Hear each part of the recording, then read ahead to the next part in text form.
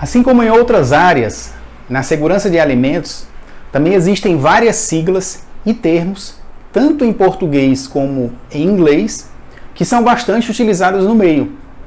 Pensando nisso, eu preparei esse vídeo que não foi feito só para você que está iniciando a sua carreira na área de alimentos, mais especificamente no nicho de segurança de alimentos, mas também para aqueles profissionais que já atuam no meio e querem reciclar os seus conhecimentos, assim como para aqueles que atuam na área de alimentos de forma geral, mas sentem uma forte atração pela segurança de alimentos. Nesse vídeo eu trago algumas dessas palavras bastante utilizadas e os seus respectivos significados. Algumas delas você certamente já ouviu falar, outras talvez nem tanto. Dá uma conferida então o que significa cada uma delas. E aí a gente vai começar falando por talvez a principal de todas elas e a que puxa a razão principal desse conteúdo, que é a palavra Food Safety. É um termo em inglês que significa segurança de alimentos. Ah, mas isso é muito fácil, eu já sei, eu já conhecia. Sim, mas eu trouxe aqui para a gente entender o significado dela, que é a intenção de não causar danos à saúde do consumidor quando o alimento for preparado ou consumido de acordo com o seu uso pretendido. E principalmente para diferenciá-lo do próximo termo, que é muito comumente confundido, são muito comumente confundidos, que é o Food Security, ou segurança alimentar.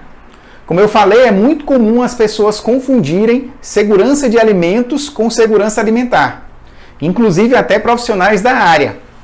Mas eles não são a mesma coisa, não possuem o mesmo significado.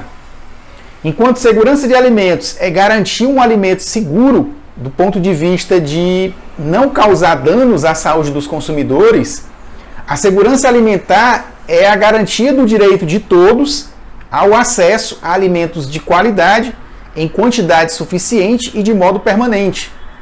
Um tem foco em evitar danos à saúde do consumidor, já o outro tem foco em evitar a desnutrição da população. GMP ou BPF, em português, Boas Práticas de Fabricação, em inglês, Good Manufacturing Practices. Ao contrário do que muitos imaginam, as GMP ou BPFs não estão relacionadas exclusivamente ao setor alimentício, mas também ao setor farmacêutico, ao setor de cosméticos, entre outros. As GMP foram elaboradas inicialmente pela Organização Mundial de Saúde, OMS, lá por volta de 1992. E as suas diretrizes são atualizadas e adequadas de acordo com as agências de regulamentação nacionais. No Brasil, a legislação é competência da Anvisa, já nos Estados Unidos, por exemplo, do FDA. As boas práticas de fabricação consistem em um conjunto de regras que visam garantir a qualidade nos procedimentos operacionais na produção de produtos. E é concebida para reduzir as falhas relacionadas em qualquer produção incapaz de ser eliminada via teste de produto final. Ela é importante porque regulariza todos os aspectos da produção que vão desde as matérias-primas, as instalações e equipamentos utilizados, inclusive o treinamento e a higiene pessoal dos colaboradores. E para quem não sabe, originalmente, as boas práticas de fabricação apresentam 10 diretrizes com o intuito de minimizar os riscos na fabricação de produtos, né? Que são, primeiro, determinar bons procedimentos escritos. Segundo, qualificar e validar processos. Terceiro, identificar os papéis e as responsabilidades. Quarto, manutenção dos registros. Quinto, utilizar equipamentos certos e instalações. Sexto, reunir uma equipe devidamente treinada. Sétimo, praticar a higiene.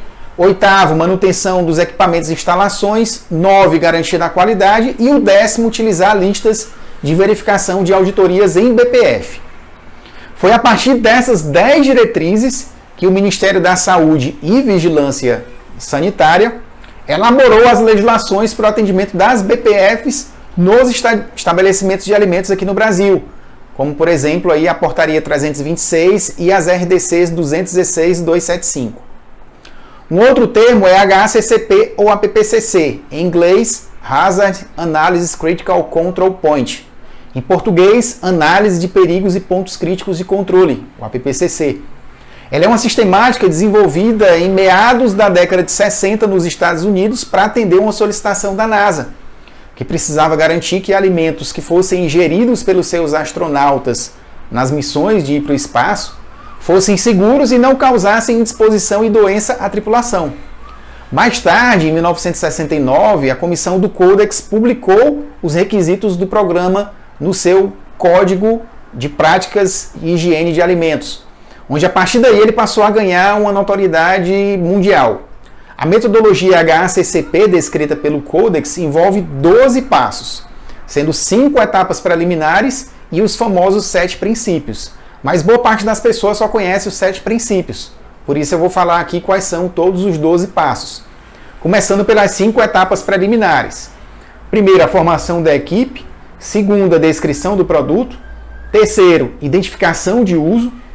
Quarto, construir o fluxograma de processo. Quinto, confirmar esse fluxograma in loco. E aí vem os outros passos que são os 7 princípios.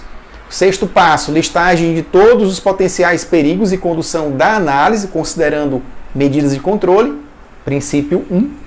Sétimo passo, determinação dos PCCs, que é o princípio 2. Oitavo passo, estabelecer limites críticos para cada PCC, que é o princípio 3. Nono passo, estabelecer um sistema de monitoramento para cada PCC, que é o princípio 4. 10º passo, estabelecer as ações corretivas, que é o princípio 5. 11º passo, estabelecimentos de procedimentos para verificação, que é o princípio 6. E o último passo, estabelecimento do controle de documentação e registros, que é o 7º princípio dos 7 princípios conhecidos. Um outro termo é SOP ou POP, em inglês Standard Operating Procedure, ou em português Procedimento Operacional Padrão, POP. O POP é um documento organizacional que traduz o planejamento do trabalho a ser executado. É uma descrição detalhada de todas as medidas necessárias para a realização de uma tarefa.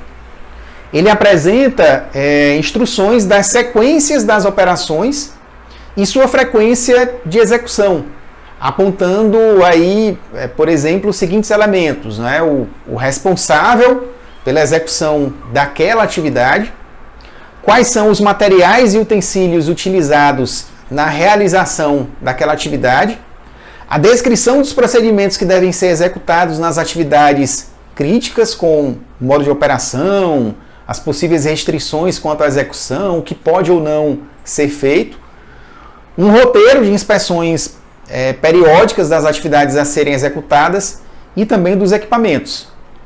Todos esses elementos deverão ter uma aprovação, né, deverão ser assinados e datados ou revisados aí anualmente ou de acordo com a necessidade do processo. Cada empresa define a sua frequência de revisão.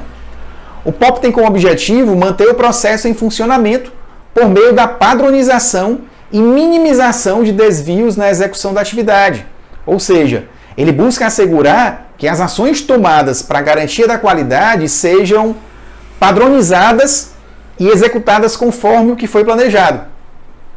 Um próximo termo para a gente destacar é PPR, que de acordo com a norma ISO 22000 na última versão, que é uma norma internacional de sistemas de gestão da segurança de alimentos mundialmente conhecida, PPR significa Programa de Pré-Requisitos e é definido como condições básicas e atividades necessárias dentro da organização e ao longo da cadeia produtiva de alimentos para manter a segurança de alimentos.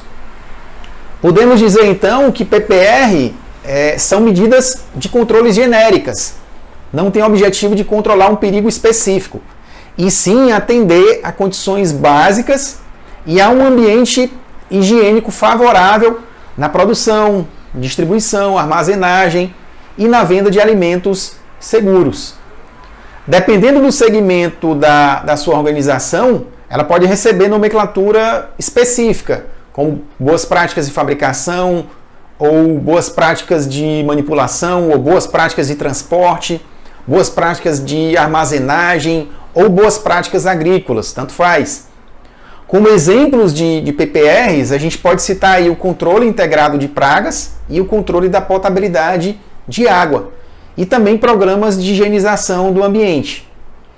Um outro termo comum aí na segurança de alimentos é o PPRO, que significa Programas de Pré-Requisito Operacional, e também, de acordo com a norma ISO 22000, na última versão de 2018, é definida como uma medida de controle ou combinação de medidas de controle aplicadas para prevenir ou reduzir um perigo significativo para a segurança de alimentos a um nível aceitável, e onde o critério de ação e medição ou observação possibilita um controle efetivo do processo e do produto.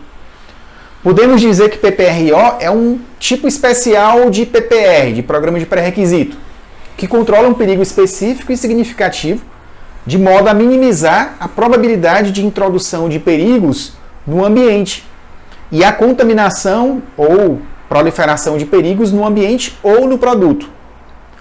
Para deixar mais claro essa definição, a gente pode citar como exemplos aí de PPRO a higienização de uma linha produtiva, visando o controle de um alergênico, por exemplo, cujo risco é significativo na empresa, ou o controle de cloro residual para uma indústria que usa a água potável como ingrediente.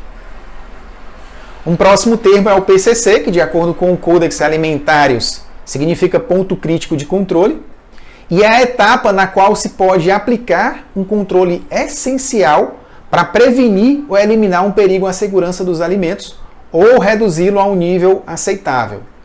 Perante a ISO 22000, 2018, ele é definido como a etapa no processo em que medida ou medidas de controle são aplicadas para evitar ou reduzir um perigo significativo à segurança de alimentos para um nível aceitável e definir limites críticos e medição que permitem a aplicação de correções. Ou seja, PCC controlam perigos específicos e significativos, cuja avaliação de risco indicou um risco inaceitável. Uma falha no seu controle significa que a segurança do produto pode estar comprometida. E como as próprias definições já falaram, o controle do PCC ocorre em uma etapa do processo produtivo.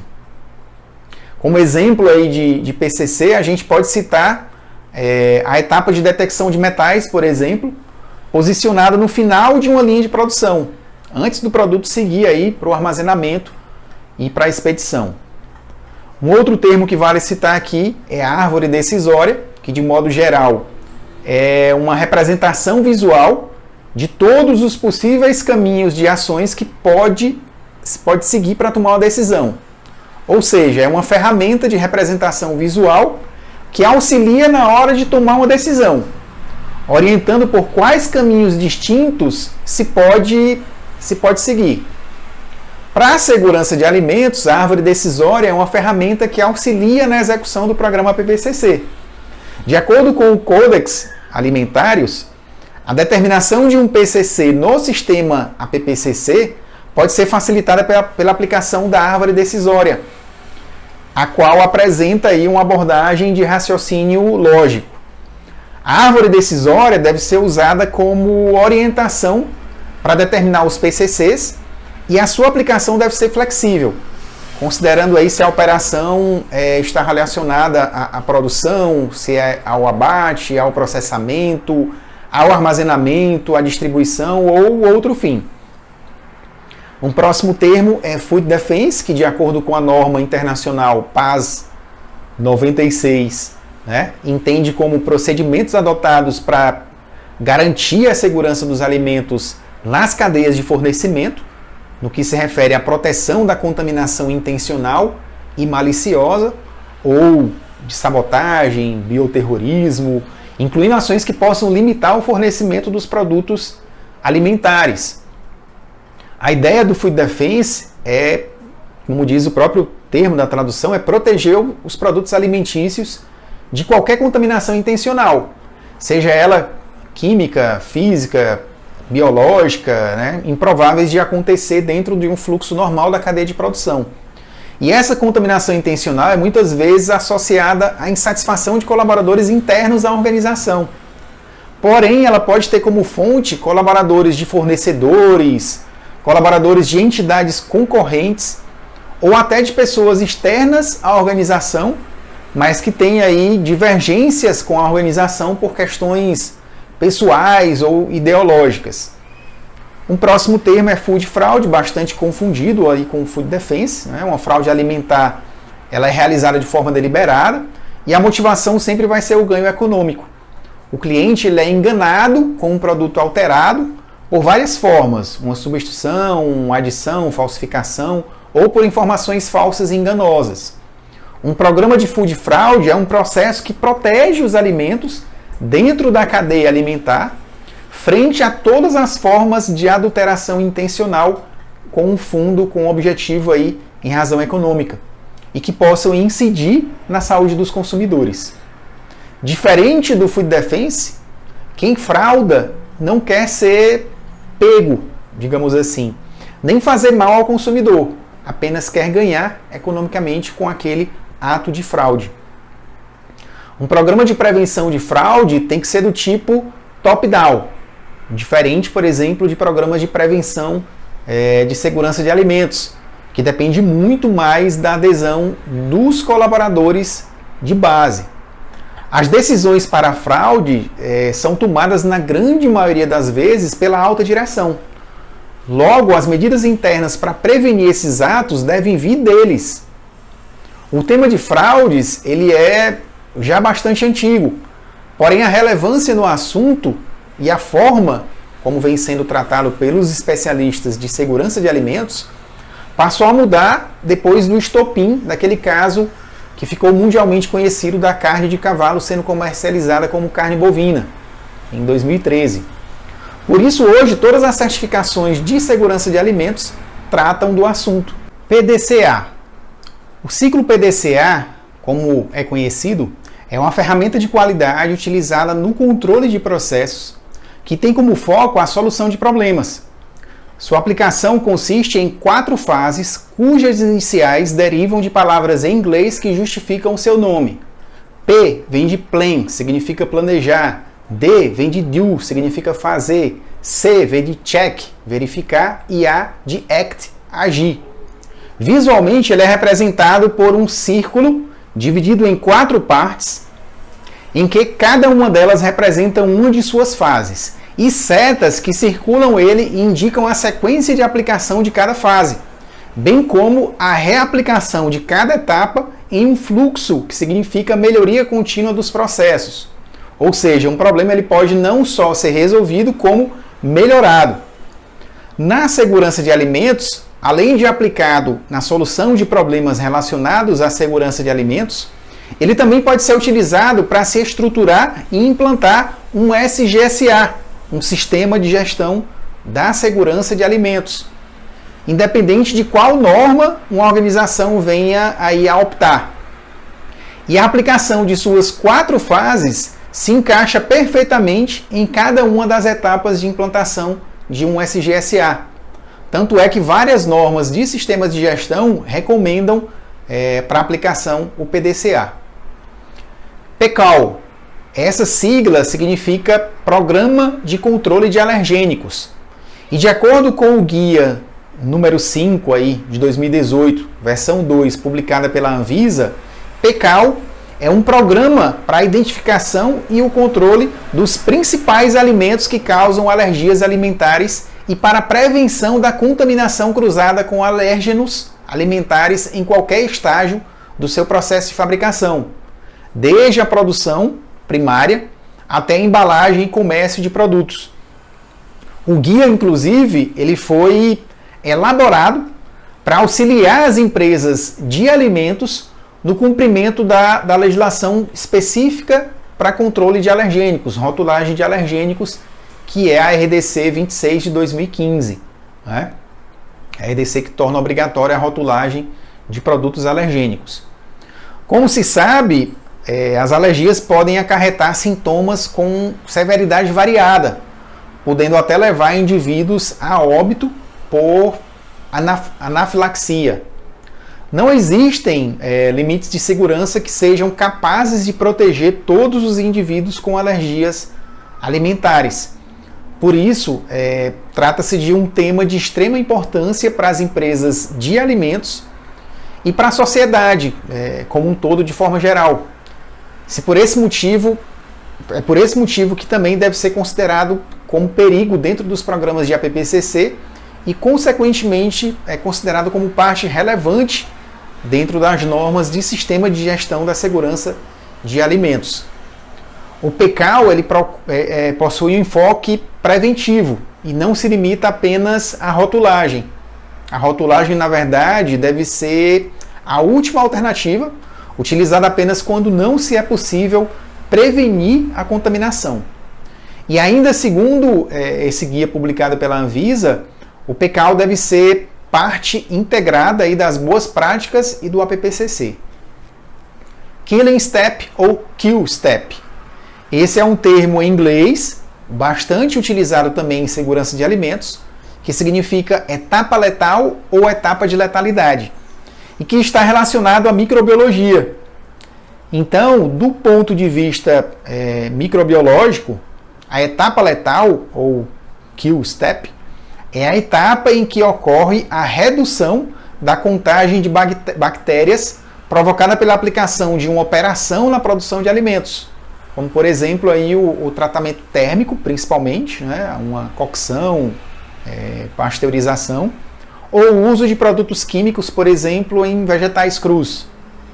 Esse é um tema até bem bacana, né, de se falar aí nas aulas de microbiologia. Rastreabilidade. De acordo com a resolução RDC 24 de 2015, que dispõe sobre recolhimento de alimentos e a sua comunicação à Anvisa e aos consumidores, a rastreabilidade é um conjunto de procedimentos que permite detectar a origem e acompanhar a movimentação de todo o produto ao longo das etapas da cadeia produtiva, mediante dados e registros de informações. Para a ISO 22000 de 2018, é a capacidade de acompanhar o histórico, a aplicação, a localização e o movimento, né, de um produto por meio de estágios específicos de produção, de processamento e da distribuição. A rastreabilidade ela atua como uma ferramenta de comunicação para garantir a conexão de toda a informação sobre o produto ao longo de toda a cadeia de suprimentos.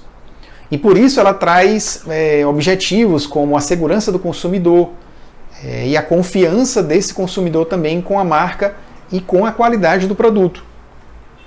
Empresas que buscam aí constantemente liderança competitiva e expansão de seus negócios, atualmente se preocupam bastante em garantir a qualidade dos seus produtos, né? E o produto dentro de um padrão de qualidade, né? E se preocupam que isso pode comprometer as suas marcas e até mesmo a sobrevivência da sua empresa. Por isso que a rastreabilidade é tida como uma importante ferramenta e aliada na minimização de perdas e redução de problemas, já que se consegue ter em mãos, aí de uma forma fácil, todas as informações necessárias para se controlar essa cadeia produtiva. Atualmente existem vários softwares e ferramentas aí no uso, na aplicação, né, como metodologia para contribuir com a rastreabilidade, como por exemplo aí, códigos de barra e etiquetas inteligentes e tecnologias por identificação de radiofrequência, o RFID. Né? Bem, como eu falei no início, esses são apenas alguns dos principais termos utilizados em segurança de alimentos. Existem, além desses, vários outros igualmente usados e que a gente pode tratar, inclusive, em um outro momento e que pode gerar até um outro conteúdo similar a esse. Se você gostou desse conteúdo, deixa aqui o teu like, aqui embaixo, compartilha com quem você acha que precisa ver isso ou salva para ver depois. E se você quer continuar recebendo conteúdo interessante na área de alimentos, de segurança de alimentos, se inscreve no meu canal do YouTube, ativa as notificações lá no sininho no YouTube E baixa o meu e-book gratuito que está no link da minha bio no Instagram. Um forte abraço e até o próximo.